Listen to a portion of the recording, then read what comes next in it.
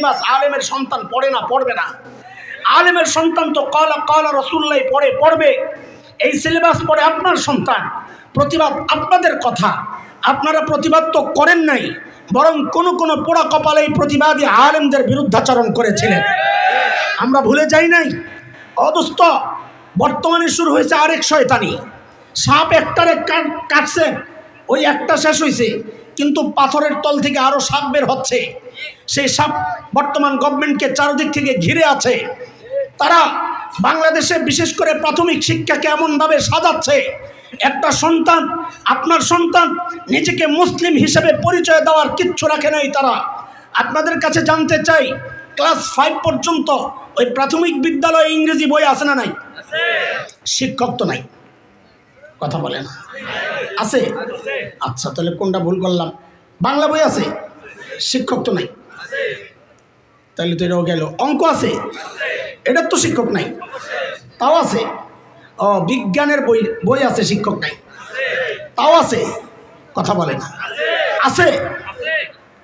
কিন্তু হতভাগা পোড়া কপাল মুসলমান, খালি তাল ওড়াও 92% মুসলমান, কিন্তু তোমার ওই শিক্ষায় তোমার সন্তানের সামনে যে বই, ইসলাম শিক্ষার বই আছে, কিন্তু শিক্ষক নাই। একজনকে দিয়া পড়ায় আনে, বহু জায়গার রিপোর্ট আমাদের হাতে। এই একজনকে দিয়া পড়াইতে এমন একজনের কান্দেও দায়িত্ব পড়ছে ইসলাম শিক্ষা বই পড়ানোর জন্যে, যিনি সনাতন ধর্মী হিন্দু ধর্মাবলম্বী। হিন্দুরে দায়িত্ব দেওয়া হয়েছে তোমার ইসলাম শিক্ষা বই পড়ানোর জন্যে। অথচ আমরা বহুদিন থেকে দাবি জানিয়ে আসছি, ওই জায়গায় একজন আলেমকে নিয়োগ দেন আপনারা আলিয়া থেকে, দেন না কওমি থেকে, স্বীকৃতি তো দিয়েছেন, ওখানে ধর্মীয় শিক্ষক নিয়োগ দেন। আমাদের দাবি, আমাদের চিন্তা চেতনার প্রতি বৃদ্ধাঙ্গুলি দেখায়া সাম্প্রতিককালে এক প্রজ্ঞাপন জারি করা হয়েছে যে বাংলাদেশের 65,500+ স্কুলে ধর্মীয় শিক্ষক তো নিয়োগ দিবেই না, বরং তারা একজন করে গান আর নাচের শিক্ষক নিয়োগ দেওয়ার সিদ্ধান্ত নিয়েছে। শুধু তাই নয়, 1% ট্রান্সজেন্ডার, যার বিরুদ্ধে ওলামাদের দিনদার এবং সুস্থ চরিত্রের মানুষের প্রতিবাদ। ট্রান্সজেন্ডার এটা একটা মস্তিষ্ক বিকৃত মানুষের কাজ, তাদেরকে 1% হিসাবে শিক্ষক নিয়োগ দেওয়ার সিদ্ধান্ত হয়েছে। আপনার সন্তান ওই চরিত্রহীন সমকামী ট্রান্সজেন্ডারের সামনে বসবে পড়ার জন্যে। যেই সন্তানকে দিন শেখানোর কথা, যেই সন্তানকে কোরআন শেখানোর কথা, 92% মুসলমানের ট্যাক্সের টাকায় আজকে ওরা আমার সন্তানকে গানের শিক্ষক নিয়োগ দেওয়া, তার বেতনের ব্যবস্থা করছে। অমুসলমান, সব জায়গায় মিনমিন করার সুযোগ নাই, সব জায়গায় আলেমের বিরোধিতার সুযোগ নাই। ওটা রাজনৈতিক মাঠে যায় করবেন। এমন বিষয় যদি আসে, অস্তিত্বের প্রশ্ন যদি আসে, চিন্তা চেতনা আকীদা বিশ্বাসের প্রশ্ন যদি আসে, আলেমের সাথে বিরোধিতা না করে, আলেমের হাতে হাত রেখে, কাঁধে কাঁধ মিলিয়ে, মুষ্টিবদ্ধ হাত উঠিয়ে একসাথে উচ্চারণ করতে হবে, বাংলাদেশে নাস্তিকতার চর্চা করতে দেওয়া হবে না।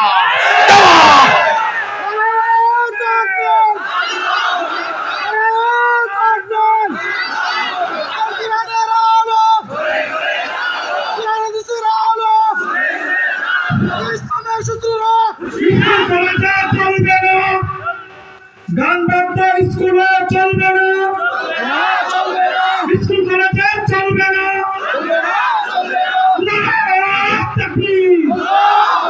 নবীর সুন্নাহ স্কুলে যাও না, কোরআন সুন্নাহ পড়ো না।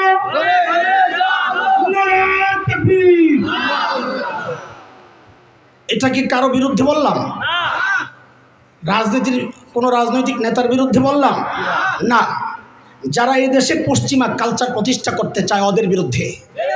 আমরা ভালো আছি, আমরা ভালো আছি, আমাদের কালচার, আমাদের তেহজিব, আমাদের তামাদ্দুদ, আমাদের কৃষ্টি নিয়ে আমরা ভালো আছি, আমাদের দিন নিয়ে আমরা ভালো আছি, আমাদের পারিবারিক সম্পর্ক নিয়ে আমরা ভালো আছি, আমাদের সামাজিক এই কালচার নিয়ে আমরা ভালো আছি। পশ্চিমাদের ওই ল্যাংটা উলঙ্গ কালচার আমাদের দরকার নাই। এটা হচ্ছে তাদের একটা কৌশল। তারা কখনো যুদ্ধের মাধ্যমে পরাজিত করতে চায়, কখনো মানুষের চিন্তা চেতনা মগজ ধ্বংসের মাধ্যমে পরাজিত করতে চায়। তারা জানে মুসলমান ওই জাতি যাদের স্লোগান হচ্ছে হয়তো শাহাদাত নয়তো খেলাফত, এই চিন্তা যারা বুকে ধারণ করে তাদের সাথে যুদ্ধ করে তাদেরকে পরাজিত করা অতটা সহজ না, যা তারা হারে হারে আফগানিস্তানে টের পেয়েছে। এই জন্য তারা কৌশল পাল্টিয়েছে, মুসলমানের সন্তানের চিন্তা চেতনা ধ্বংস করে। আসলে তারা এদেশকে স্বাধীন করতে চায়, খ্রিস্টান রাষ্ট্র বানাতে চায়। অদুস্ত, আপনি পূর্ব তিমুরের ইতিহাস পড়েন, দেখেন সেখানে ইন্দোনেশিয়া থেকে কিভাবে আলাদা করা হয়েছিল। দক্ষিণ সুদানের ইতিহাস পড়েন, যারা দেখেন সুদান থেকে তেল সমৃদ্ধ দক্ষিণ সুদানকে কিভাবে আলাদা করা হয়েছিল। বাংলাদেশের পার্বত্য অঞ্চল, উত্তরবঙ্গ, নানান জায়গায় তারা তাদের সমস্ত রকমের আস্তানা শক্তিশালী করার মাধ্যমে এই মানচিত্র টুকরা টুকরা করতে চায়। স্পষ্ট জানায়া দিতে চাই, রক্তে কেন এই স্বাধীনতা, প্রয়োজনে রক্ত দিয়ে রক্ষা করা হবে। ৭১ দেশ মুক্তির জন্যে একবার মুক্তিযুদ্ধ হয়েছে, দেশ রক্ষায় ইমান রক্ষায় যদি আরেকটি যুদ্ধের প্রয়োজন হয় আবার যুদ্ধ হবে, আবার যুদ্ধ হবে। বদরের হাতিয়ার, বহুদের হাতিয়ার, বাতিলের আত্মনা এই বাংলায় হবে না। নারায়ে তাকবীর। পাশে থাকবেন তো ইনশাআল্লাহ? ওলামারা ডাকলে আসবেন তো ইনশাআল্লাহ? এটা আপনাদের জন্যে, আমাদের জন্যে না। এটা দেশের স্বাধীনতা সার্বভৌমত্ব টেকানোর জন্যে। যারা স্বাধীনতায় বিশ্বাস করে তারা এই এনজিও গ্রুপগুলোকে, যারা বিদেশ থেকে টাকা এনে এনে এদেশের ট্রান্সজেন্ডারের মতো ভয়ঙ্কর বিষয় চাপাইয়া দিতে চায়, যারা বিদেশি টাকা এনে এদেশের সন্তানকে গান বাজনা শিখায়া ইসলাম থেকে দূরে সরাতে চায়, এদেরকে যে কোনো মূল্যে প্রতিরোধ করতে হবে ইনশাআল্লাহ। প্রস্তুত আছি ইনশাআল্লাহ? আল্লাহকে হাত উঠায়া দেখাও, আল্লাহু আকবার। আল্লাহ তুমি সাক্ষী থাকো, আল্লাহ সাক্ষী থাকো, আল্লাহ তুমি সাক্ষী থাকো। হাত নামার বলছিলাম সমস্যা কয়টা মনে আছে না? ভুলে গেছে না? হ্যাঁ, লাইনে থাকা লাগবে। সমস্যা কয়টা? সমাধান আবার আবার সমস্যা সমাধান। আল্লাহর হাবিব ওই দুই সমাধান সহ যখন ওই বর্বর আরবদের পেছনে মেহনত করা শুরু করলেন, আহারি ওই বর্বরদের পরিচয় এখন পাল্টায় গেছে, ওরা আর এখন বর্বর নাই। বলে নতুন পরিচয় বলেন না, বলে আমি কি বলবো? আল্লাহকে জিজ্ঞেস করো। মালিককে জিজ্ঞেস করলাম, মালিক ওই বর্বরদের নতুন পরিচয় বলেন। তো আল্লাহ জানায়া দিলেন, সীমাহুম ফি উজুহিহিম মিন আসারিস সুজুদ। আল্লাহ বললেন ওদের চেহারার মধ্যে সেজদার চিহ্ন পাইবা। বলে সেজদার চিহ্ন তো বাহির দিয়া, তার মানে বাহিরে ফিটফাট আবার ভেতরে সদরঘাট কিনা? আল্লাহ বলেন না না না, আমার নবীর সাহাবীরা বাহিরও ১ নাম্বার ভিতরও ১ নাম্বার। বলে ভিতরে ১ নাম্বার আমরা বুঝবো কেমনে? তো আল্লাহ যেন জবাব দেন, তোমার বুঝার দরকার কি? আমি ওদের ভেতরের পরীক্ষা নিয়ে দেখছি, ওই পরীক্ষায় ওরা পাস। আমি ওদের তাকওয়ার পরীক্ষা নিয়েছি, দেখেছি ওই পরীক্ষায় ওরা, জোরে বলেন ওরা। কে বলেছেন? আরো জোরে কে বলেছেন? আল্লাহ বলছেন সূরা হুজুরাত আয়াত ৩, ইন্নাল্লাযীনা ইয়াগুদ্দুনা আসওয়াতাহুম ইনদা রাসূলিল্লাহ উলাইকা আল্লাযীনা ইমতাহানাল্লাহু কুলুবাহুম লিত্তাকওয়া লাহুম মাগফিরাতুন ওয়া আজরুন আযীম।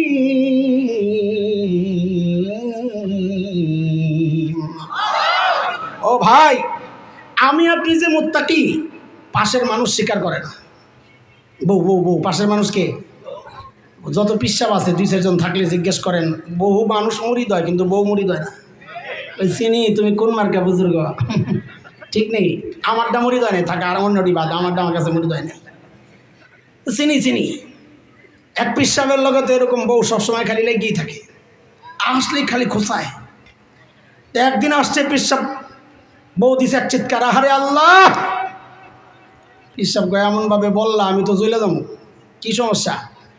আজকে এক দৃশ্য দেখে আমার কলিজারা ছিঁড়ে গেছে। কি দেখছো? কাছে দেখছি আমাদের বাড়ির সামনে দিয়ে এক পিসাব উইরা উইরা যায়। আমার কপালে খোদায় কোন পিসাব মিলাইলো, এটা তো ল্যাংরায় ল্যাংরায় আড়ে। তোর পিসাব বলে হারে পোড়া কপাল, এতদিন মনে করছিলাম তোর দিল নষ্ট, এখন দিয়ে চোখটিও নষ্ট। বলে কেন? ভালো করে দেহস নাই ওটা যে আমি আসিলাম। এখন বউ কি বলে জানেন? হায় রে খোদা, তাই তো কই ডানা একটা ভাঙ্গা কেন। স্বীকার করবো না তুমি কামেল পীর। তো আমি আপনি তাকওয়ার দাবি করি বা মনে মনে ভাবি, পাশের মানুষটা স্বীকার করে না। আর আল্লাহর নবীর সাহাবীরা নবীর কি শিক্ষা পাইছেন, তারা যে মুত্তাকি, এটা আল্লাহ নিজে সাক্ষী দিচ্ছেন। সুবহানাল্লাহ। নবীকে জিজ্ঞেস করলাম, ইয়া রাসূলুল্লাহ, ওই বর্বরদের নতুন পরিচয় বলেন। আল্লাহর হাবিব যেন বলে উঠলেন, রে আমার সাহাবীদেরকে তোরা বর্বর বলিস না, ওরা আর এখন বর্বর নাই। তো বলে নতুন পরিচয় বলেন না। তো নবী বলেন, খায়রুল কুরুনি করনি, ওরা এখন মানব ইতিহাসের সর্বশ্রেষ্ঠ মানুষ হয়ে গেছে। ছিল সবচাইতে, হয়ে গেল সবচাইতে ভালো। তাও স্বীকৃতি দিতেছেন কে? কে কে? এত ভালো হয়েছে, কিয়ামত পর্যন্ত যত মানুষ এই দুনিয়ায় আসবে, কেউ যদি ঈমান আনেও, তো আল্লাহ বলেন তোমার ঈমান ঠিক আছে নি, এটা সাহাবীদের ঈমানের লগে মিলাইয়া দেখো। যদি মিলে তাইলে ঠিক আছে, আর নাইলে ঠিক নাই। দেখছেন কার কথা এটা? فَإِنْ آمَنُوا بِمِثْلِ مَا آمَنْتُمْ بِهِ فَقَدِ اهْتَدَوْا وَإِنْ تَوَلَّوْا فَإِنَّمَا هُمْ فِي شِقَاقٍ।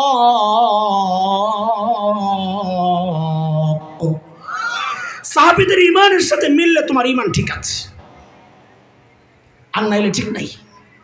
আমিনু কামা আমানান নাস, উম্মতকে আল্লাহ বলতেছেন, আল্লাহ তাআলা মানুষকে বলতেছেন ঈমান আনো। কাদের মতো? ওই আল্লাহর নবীর সাহাবীদের মতো।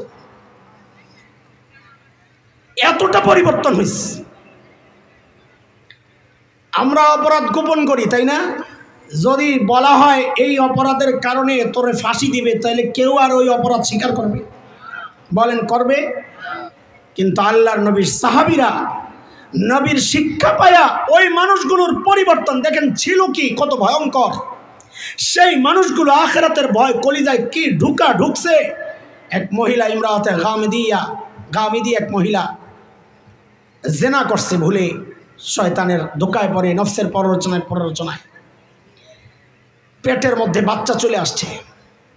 এই পর্যন্ত তার অস্থিরতা, আহারে আমার কি হবে, আমার কি হবে, আমার কি হবে। টিকতে না পাইরা একদিন নবীর কাছে চলে আসছে, ইয়া রাসূলুল্লাহ তাহরিনি, আমারে পাক করে। পাক করা মানে আমারে পাথর দিয়া আঘাত করে আমারে শেষ করে দেন। পারবেন? এই ঈমান আছে? আখিরাতের ভয়ে দৌড়ায় গেছে। আল্লাহর হাবিব জানাইলেন, তুমি অপরাধ করলেও তোমার পেটের বাচ্চা তো অপরাধ করে নাই, ও আসা পর্যন্ত অপেক্ষা করো। চলে গেছে। যতদিন বেঁচে ছিলেন, যতদিন ছিলেন বাচ্চা হওয়ার আগ পর্যন্ত, তার মধ্যে কি অস্থিরতা কাজ করছে। আরে অনেক সময় অনুতপ্ত হয় মানুষ, কিছু সময় চলে গেলে ওটা ভুলে যায়। কিন্তু আল্লাহর নবীর সাহাবী লম্বা সময় পেটে বাচ্চা আছে, ওই বাচ্চা ভূমিষ্ঠ হওয়া পর্যন্ত তার সিদ্ধান্তের কোনো পরিবর্তন হয় নাই। বাচ্চা হয়েছে তো কোলে নিয়ে আবার চলে গেছেন, ইয়া রাসূলুল্লাহ আমাকে পাক করেন, আমি ভুল করছি। আরে কি পরিবর্তন দেখেন, আমারে পাক করেন। আল্লাহর নবী বলেন, বাচ্চা দুধ খায়, তোমারে পাক করলে এই বাচ্চা বাঁচবে কেমনে? বাচ্চা নিজে নিজে যেদিন পর্যন্ত খেতে পারবে না, আসবা না। আচ্ছা, বাচ্চা, দুধের বাচ্চা নিজে নিজে খাওয়ার মতো বয়স হলে কমপক্ষে 2 বছর তো হওয়া লাগবে নাকি? হ্যাঁ, দাঁত ওঠা লাগবে না? এই পর্যন্ত মহিলার সিদ্ধান্ত চেঞ্জ হয় নাই। কি ঈমান আনছে, আল্লাহু আকবার।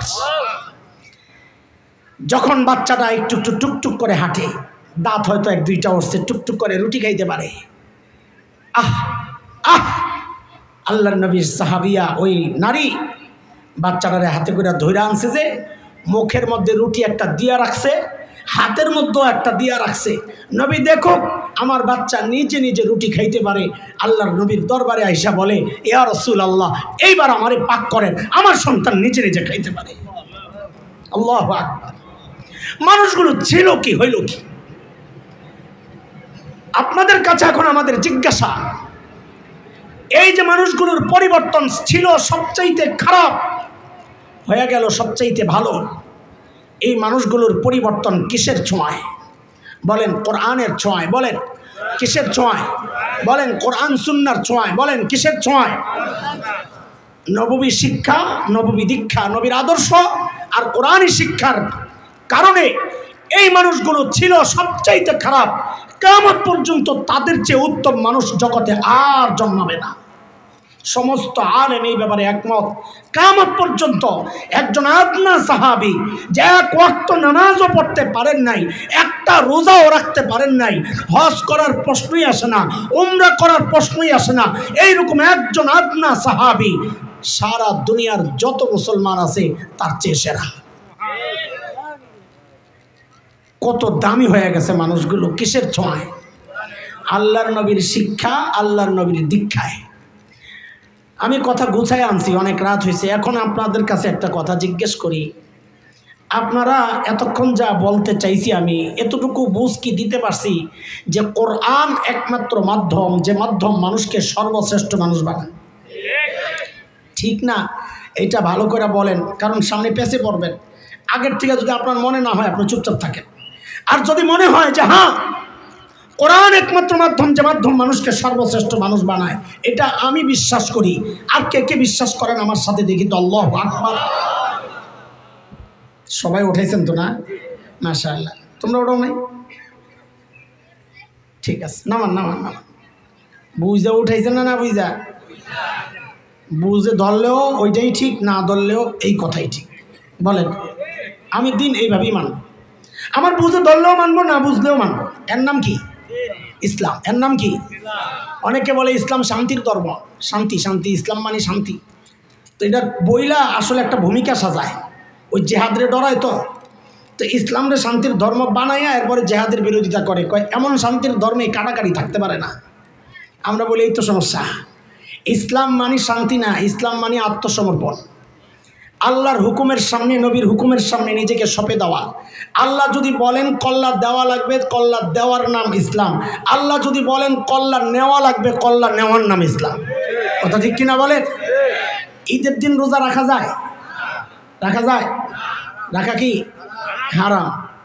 তার মানে বোঝা গেল রোজা রাখাও ইবাদত না, ছাড়াও ইবাদত না।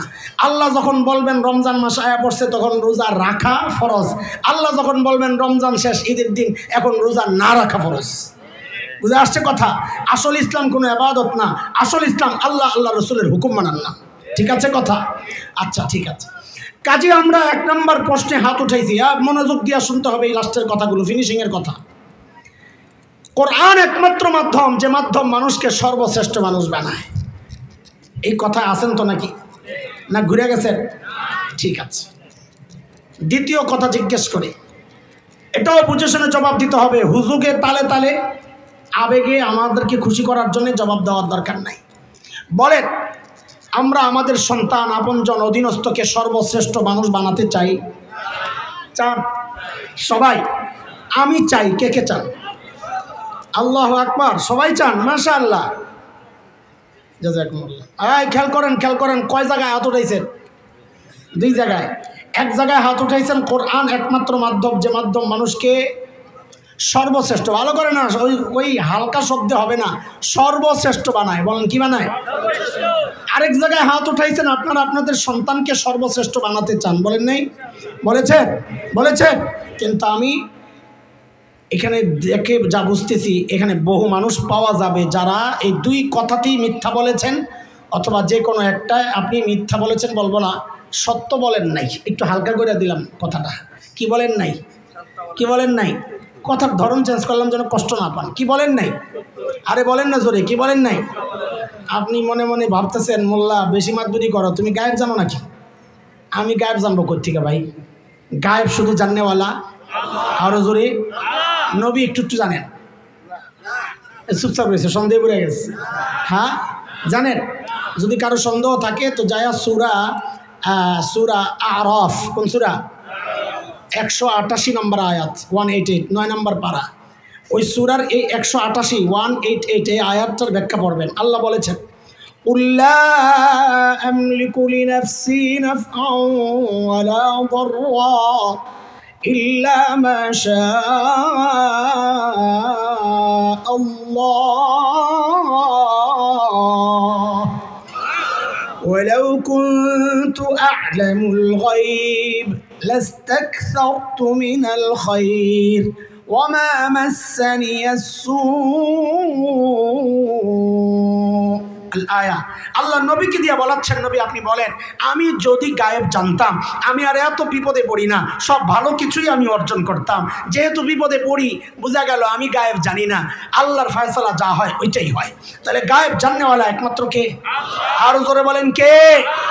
তো গায়েব তো আল্লাহ ছাড়া কেউ জানেন না। হুজুর আপনি কেমনে বললেন? আমরা সত্য বলি নাই ভাই, এটা গায়েব জানা লাগে না। আমি ওই সমাজের মানুষ না, আসমান থেকে আইছি, এলিয়ান। হ্যাঁ, এই সমাজের মানুষ, এই সমাজের আলো বাতাস আমার গায়ে লাগছে না লাগে নাই? এই সমাজের ডাইল চাল আমি খাইছি না খাই নাই? কাজে আপনাদের রুচি, আপনাদের চিন্তা, আপনাদের চেতনা, আপনাদের চলার রাস্তা, গতি, পথ সব আমার জানা না, জানা না। সেই জানা জায়গা থেকে আমার উপলব্ধি হচ্ছে যেখানে বহুজন পাওয়া যাবে যারা মিথ্যা, আবারও বলেছি, যারা সত্য বলেন নাই। কি বলেন নাই? বলে কেমনে? তাহলে একটু দেখা দেন, তত দেখেন। আপনারা বলেন নাই কোরআন একমাত্র মাধ্যম, যে মাধ্যম মানুষকে সর্বশ্রেষ্ঠ মানুষ বানায়? বলছিল না? বলছিলেন? আছেন তো জায়গায়। সেই আপনারাই আবার বললেন যে আপনারা নিজের সন্তানকে সর্বশ্রেষ্ঠ মানুষ বানাতে চান, বলেন নাই? ভাই, এই কথায় যদি আপনি সত্যবাদী হন যে সন্তানকে সর্বশ্রেষ্ঠ মানুষ বানাতে চান, তাহলে কি আগেরটা মিথ্যা? আগে তো বলছেন সর্বশ্রেষ্ঠ বানায় কোরআন। তা আপনি যদি সর্বশ্রেষ্ঠ বানাতে চাইতেনি, তাহলে তো আপনি কোরআনই প্রতিষ্ঠান পাঠানোর কথা, ওইখানে না পাঠাই আপনি কোথায় পাঠাইলেন? হাট্টিমা টিম পড়ার লেগে। হ্যাঁ, লাগছে কথা, সত্য কথা। ভাই চিপা দিয়া চায়, কোন বিপদে পড়ছি সামনে দিয়া বইয়া না, কষ্ট দেওয়ার জন্যে না, হৃদয়ে আফসোসের আগুন জ্বালাইতে, যাহারে করলাম কি। থাক, বাদ দেন। এই যে কাজটা করেছেন সন্তানকে দিন না শেখায়া, আজকে আমার ছেলেরা, আমাদের কলিজার টুকরা সন্তানেরা, ওরা পাগড়ি নিয়েছে। ওরা কারা? মাদ্রাসা কি? এই অংশে আমি চলে আসছি। আগে বলেছিলাম নবীকে আল্লাহ কেন পাঠাইছেন? সবচেয়ে খারাপ মানুষগুলোরে সবচেয়ে ভালো মানুষ বানাইতে, যে মানুষগুলো সারা দুনিয়ার জন্য আদর্শ মানুষ হবে। এই অংশ আমার শেষ। দ্বিতীয় অংশ ছোট্ট করব, এত লম্বা করব না ইনশাআল্লাহ। সেটা হচ্ছে মাদ্রাসা কি, এই কথাগুলোই আপনাদের সাথে এখন বলছি। আচ্ছা বলেন, এই যে সন্তানকে দিন শিখাইলেন না, ঠকছেন না জিতছেন? বুঝা বলতেছেন? চাপে বইরা? হ্যাঁ, আচ্ছা পড়েন আর না পড়েন এটা আমাদের বিষয় না, আমরা বুঝাইয়া দিই। আমরা যারা মাদ্রাসায় পড়ছি, আলহামদুলিল্লাহ, এটা আপনাদেরকে খুশি করার জন্য বলার তো কোনো কারণ নাই, দায়িত্ব নিয়েই বলছি কথাটা। আমরাও ঠকি নাই, আমাদের বাবা মাও ঠকেন নাই, আলহামদুলিল্লাহ। আমি জানি না কে কী চিন্তা করতেছে, আমার উপলব্ধি এটা। আমিও ঠকি নাই, আমার বাবা মাও ঠকেন নাই। আমি ঠকি নাই কেন? নিজের ঢোল বেশিক্ষণ পিটাবো না, তাইলে আবার কোনো খালি নিজের ঢোল পিটায় না। দেখেন, দুনিয়ার রাজা বাদশাদের চেয়ারে আমরা বসতে পারি নাই, বসতে চাইও না, কিন্তু এটা এক চরম বাস্তবতা। এই কোরআনের বরকতে আল্লাহ মানুষের হৃদয়ে আমাদের প্রতি এতটা শ্রদ্ধার ভালোবাসা ঢুকায়া দিছেন, যার ধারে কাছেও দুনিয়ার রাজা বাদশারা নাই। কথা ঠিক কিনা বলেন? আপনি বুঝবেন কেমনে? আমিও না বুঝতেছি, আপনি ঠিক করে আমারটা আন্দাজি মনে মনে কইরা আর কি। আলহামদুলিল্লাহ, আল্লাহ শুকর। হযরত সুফিয়ান সাউরি বলেছিলেন, এলেম পাওয়ার যে আনন্দ, এটা যদি রাজা বাদশারা বুঝতো, ওরা তলোয়ার নিয়ে আমাদেরকে জব করত, হিংসায় কষ্টে। আমরা এই সুখ অনুভব করি কোরআনের, আলহামদুলিল্লাহ। সেদিন এক ভাই নিয়ে গেছেন ওনার এক ফ্যাক্টরি, হবিগঞ্জ। 1000 বিঘার মধ্যে একটা, 900 বিঘার মধ্যে একটা, 2 ফ্যাক্টরি। ওই যে প্যান্টের কাপড় বানায়, ডেনিম কাপড়। ওই তো দেখতেছি আর ভাবতেছি, এই ওলা তামুদ্দান আইনেই কাইলা মামাত তানা বিহাজ, এগুলো দেখা আফসোস করো না, আল্লাহ তোমারে যে নেয়ামত দিছে কিছুই না ঘোরার দিন। কথা ঠিক কিনা বলেন? আলহামদুলিল্লাহ, আলহামদুলিল্লাহ। আমার মা বাবাও ঠকেন নাই। কেন ঠকেন নাই? দেখেন, আমি তো ছোট মানুষ, আমল কম। আমার জায়গা থেকে আমি বলছি, আমার এমন কোনো দিন যায় বলে আমার মনে পড়ে না যেদিন আমি বলি না রব্বির হামহুমা কামা রব্বায়ানি সগীরা। তা আমার মা বাবা দিচ্ছেন না, ঠকছেন। শুধু কি তাই, আমার আবার কিছু পাগলামি আছে, পাগলা টাইপের। কুমিল্লা দাউদকান্দি আমাদের গ্রামের বাড়ি, ওখানে একটা মাদ্রাসা আছে। আমার মা বাবার কবর ওই মাদ্রাসার পেছনে। এত ব্যস্ততা, কত ব্যস্ততা এটা আপনারা বুঝবেন না। আমার সাথে কেউ থাকলে এক সপ্তাহে মারা যাবে, বলে এই লোক বাইচা আছে কেমনে, আল্লাহ বাঁচায় রাখছে। এই ব্যস্ততার মধ্যেও মাঝে মধ্যে ওই গ্রামের বাড়িতে যাই, যা কি করি জানেন? আরে তারা কি সৌভাগ্যবান, আমার মনে হয় তারা কি সৌভাগ্যবান। বাবা মায়ের কবর পাশাপাশি, ওই দুইজনের মাথার মাঝখানে যায় একদম মাটির মধ্যে বাচ্চাদের মতো বসে পড়ি, বসে কিছুক্ষণ আল্লাহর কালামের তিলাওয়াত করি। কইরা ওঠার সময় শুধু বলি, ও আল্লাহ, এই যে তোমার কালামের তিলাওয়াত করলাম, এই মানুষগুলার উসিলায়, এই মানুষগুলা শেখাইছেন বলেই পড়তেছি। আমি যখন ছোট্ট ছিলাম, বড়রা বলেন, মুরব্বীরা, আমার ব্রেন নাকি ছিল খুব সাফ, গলা ছিল খুব সুন্দর, আমি দেখতেও নাকি আসিলাম সুন্দর, সবাই মায়া করত। তো আমরা যে বাসায় ভাড়া থাকতাম ধানমন্ডিতে, আমি ছোট 6-7 বছর বা আরও এরকমই হবে, বাড়িওয়ালার মেয়েরা কলেজ ইউনিভার্সিটিতে পড়তো, স্কুলে, ওরা আমারে নিয়ে নিয়ে পড়াইতো, বাংলা পড়াইতো। আর অবাক হইতো, এটা কি জিনিস, একবার বলে দিলে সব পারে। তো আয়সা আম্মাকে বলতো, খালাম্মা, এই মেধাবী ছেলেটারে নষ্ট করেন না। নষ্ট বুঝছেন তো? নষ্ট বুঝেন নাই? কি বুঝছেন? মাদ্রাসায় এই মেধাবী ছেলেটারে নষ্ট করেন না, এরা স্কুলে দেন, দেশ সারা ডাক্তার ইঞ্জিনিয়ার হবে। আলহামদুলিল্লাহ, আমার বাবা মা চায় নাই আমি ডাক্তার ইঞ্জিনিয়ার হই। ডাক্তার ইঞ্জিনিয়াররা কষ্ট নিয়েন না, আপনাদের পেশাও একটা সম্মানজনক পেশা। আপনারা ডাক্তার ইঞ্জিনিয়ার না হইলে আমি এর থেকে ফায়দা কেমনে নিতাম। কিন্তু আমরা আমাদের অবস্থানটা ব্যাখ্যা করতেছি। আমার মা বাবা দুনিয়ার মোহে না পড়ে আমাকে মাদ্রাসায় পাঠাইছেন, ফলাফল তারা তো কবরে ঘুমায় আছেন, শুয়ে আছেন। তারা একটা ইনভেস্ট করে গেছেন, একটা অ্যাকাউন্ট খুলে গেছেন, যেই অ্যাকাউন্ট এমন এক অ্যাকাউন্ট, আমার মাঝে মধ্যে চিন্তা হয় আমার কি অবস্থা হবে জানি না, কিন্তু আমার বাবাকে যদি আল্লাহ জিজ্ঞেস করেন সন্তানকে কি অবস্থায় রেখে আসছ, অন্তত আমার বাবা এটা বলতে পারবেন, আল্লাহ, আমার সন্তান সেজদায় ছিল, সেজদায়।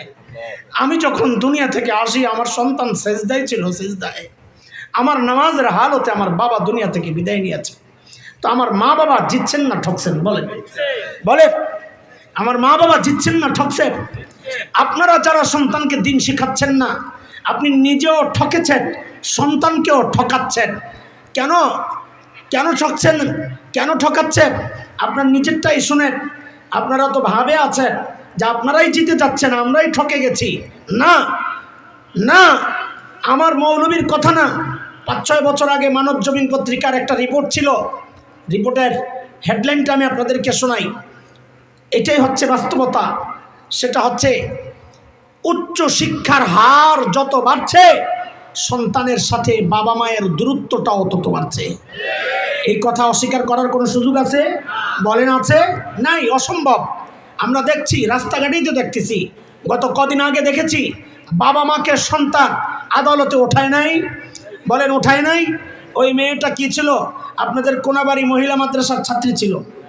কোন জায়গার ছাত্রী? আরে না, ইংলিশ মিডিয়াম। আমি ইংলিশ মিডিয়ামকে তাচ্ছিল্য করছি না, দিনই শিক্ষা না থাকার ফসল। উচ্চশিক্ষার হার যত বাড়ছে, সন্তানের সাথে বাবা মায়ের দূরত্বটা যে বাড়ছে, তার এক জ্বলন্ত প্রমাণ আজকের বৃদ্ধাশ্রমগুলো। আপনি ইউটিউবে সার্চ দেন, বৃদ্ধাশ্রম ঈদের দিন, এইরকম কিছু একটা লেখা নাই। ঈদের দিনের এক ডকুমেন্টারি আসছিল আমার হাতে আরও 4-5 বছর আগে। এক বৃদ্ধাশ্রমে গেছে সাংবাদিকরা, কোন টেলিভিশন আমার মনে নেই, যায়া সাক্ষাৎকার নিচ্ছে, ঈদ কেমন কাটতেছে। আরে বুড়া বুড়ি একা একা বসে বসে সেমাইনা ফিন্নি খাচ্ছে। ভাবার কোনো কারণ নাই তারা কোনো নর্মাল ফ্যামিলির বাবা মা না, এলিট শ্রেণী, হাই সোসাইটি, ছেলে মেয়ে ইউরোপ আমেরিকায় থাকে, বাবা মা বৃদ্ধাশ্রমে। এরা কান্নার জন্য কথা বলতে পারছে না। বিশ্বাস করেন, আমি মানুষ, হৃদয় হয়তো শক্ত, কিন্তু ওই বুড়া মানুষের ঈদের দিনের চোখের পানি দেখে আমি নিজের চোখের পানি ধরে রাখতে পারি নাই।